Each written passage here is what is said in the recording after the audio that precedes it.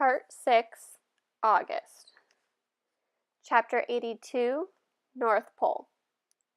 The Spud lamp was a big hit at the science fair. Jack and I got an A for it. It was the first A Jack got in any class all year long, so he was psyched. All the science fair projects were set up on the tables in the gym. It was the same setup as the Egyptian Museum back in December, except this time there were volcanoes and molecule dioramas on the tables, instead of pyramids and pharaohs. And instead of the kids taking our parents around to look at everybody else's artifact, we had to stand by our tables while all the parents wandered around the room and came over to us one by one.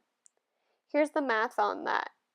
60 kids in the grade equals 60 sets of parents, and doesn't even include grandparents.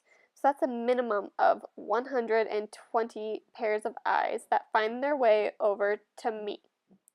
Eyes that aren't as used to me as their kids' eyes are by now. It's like how compass needles always point north no matter which way you're facing. All those eyes are compasses, and I'm like the North Pole to them. That's why I still don't like school events that include parents. I don't hate them as much as I did at the beginning of the school year, like the Thanksgiving Sharing Festival.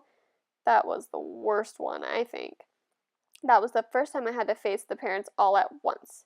The Egyptian Museum came after that, but that one was okay because I got to dress up as a mummy and nobody noticed me. Then came the winter concert, which I totally hated because I had to sing in the chorus. Not only can I not sing at all, but it felt like I was on display. The New Year art show wasn't quite as bad, but it was still annoying. They put up our artwork in the hallways all over the school and had parents come and check it out. It was like starting school all over again, having unsuspecting adults pass me on the stairway. Anyway, it's not that I care that people react to me. Like I've said a gazillion times, I'm used to that by now. I don't let it bother me. It's like when you go outside and it's drizzling a little. You don't put on your boots for a drizzle. You don't even open your umbrella. You walk through it and barely notice your hair getting wet. But when it's a huge gym full of parents, the drizzle becomes like this total hurricane. Everyone's eyes hit you like a wall of water. Mom and Dad hang around my table a lot, along with Jack's parents. It's kind of funny how parents actually end up forming the same little groups their kids form. Like my parents and Jack's and Summer's mom all like and get along with each other. And I see Julian's parents hang out with Henry's parents and Miles' parents. Even the two Max's parents hang out together. It's so funny. I told Mom and Dad about it later when we were walking home, and they thought it was a funny observation. I guess it's true that like seeks like, said Mom. Chapter 83, The Augie Doll. For a while, the war was all we talked about. February was when it really was at its worst. That's when practically nobody was talking to us, and Julian had started leaving notes in our lockers. The notes to Jack were stupid, like, "You stink, Big Cheese," and "Nobody likes you anymore." I got notes like, "Freak," and another that said, "Get out of our school, orc." Summer thought we should report the notes to Miss Rubin, who is the middle school dean, or even Mr. Tushman, but we thought that would be like snitching. Anyway, it's not like we didn't leave notes too, though ours weren't really mean. They were kind of funny and sarcastic. One was, "You're so pretty, Julian. I love you. Will you marry me? Love, Balua." Another was, "Love your hair, XOXO. And the other one was, "You're a babe. Took my feet, XO. Balua was a made-up person that me and Jack came up with. She had really gross habits, like eating the green stuff in between her toes and sucking on her knuckles. And we figured someone like that would have a real crush on Julian, who looked and acted like someone in Kids Bop commercial. There were also a couple of times in February where Julian, Miles, and Henry played tricks on Jack. They didn't play tricks on me. I think because they knew that if they got caught bullying me, it would be a big time trouble for them. Jack, they figured, was an easier target.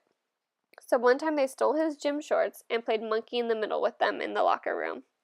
Another time, Miles, who sat next to Jack in homeroom, swiped Jack's worksheet off his desk, crumpled it in a ball, and tossed it to Julian across the room. This wouldn't have happened if Miss Patosa had been there, of course, but there was a substitute teacher that day, and subs never really know what's going on. Jack was good about this stuff. He never let them see he was upset, though I think sometimes he was. The other kids in the grade knew about the war, except for Savannah's group.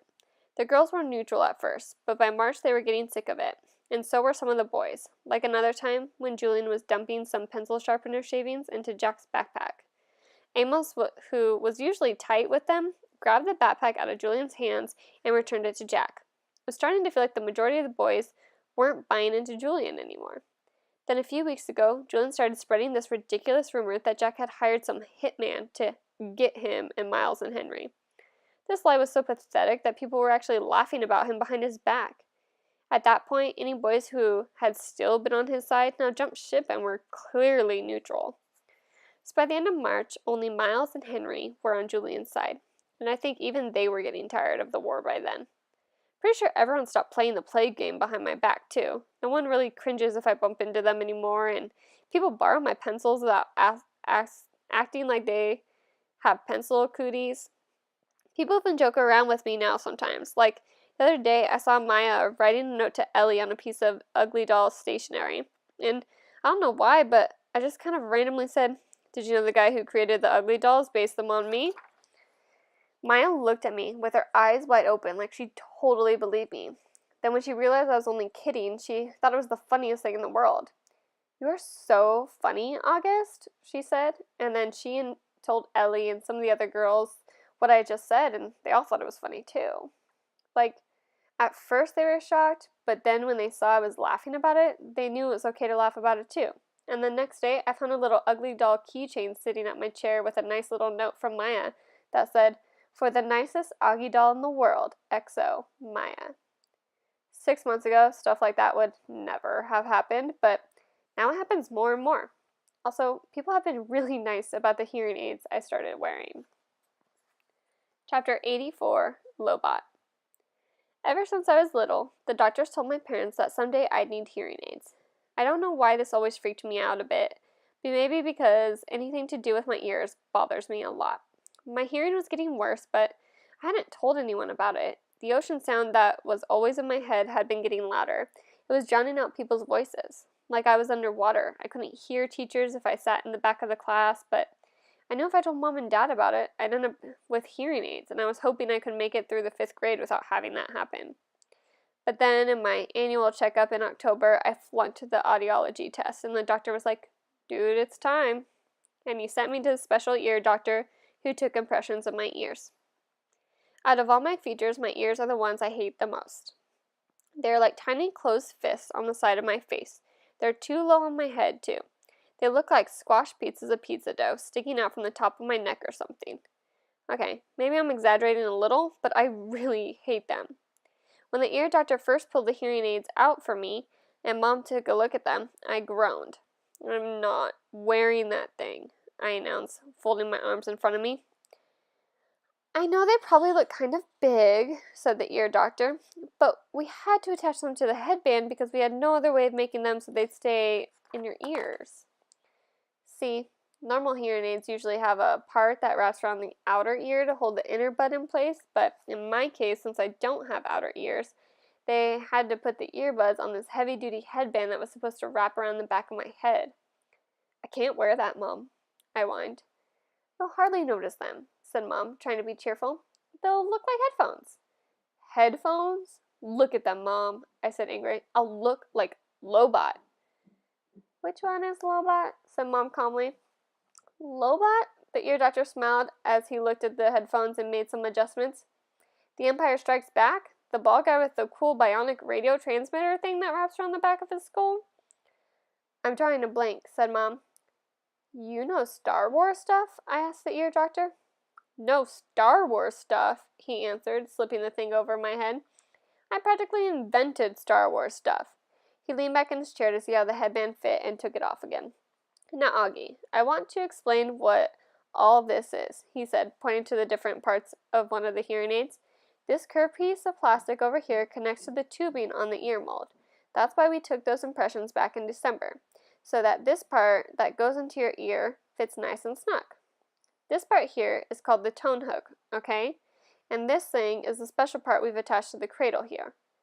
"The Lobot part," I said miserably. "Hey, Lobot is cool," said the ear doctor. "It's not like we're saying you're going to look like Jar Jar, you know? That would be bad." He slid his earphones on my head again, carefully. "There you go, August. So how's that?" totally uncomfortable, I said. You'll get used to them very quickly, he said. I looked in the mirror. My eyes started tearing up. All I saw were these tubes jutting out from either side of my head like antennas. Do I really have to wear this, Mom? I said, trying not to cry. I hate them. They don't make any difference. Give it a second, buddy, said the doctor. I haven't even turned them on yet. Wait until you hear the difference. You'll want to wear them. No, I won't. And then he turned them on.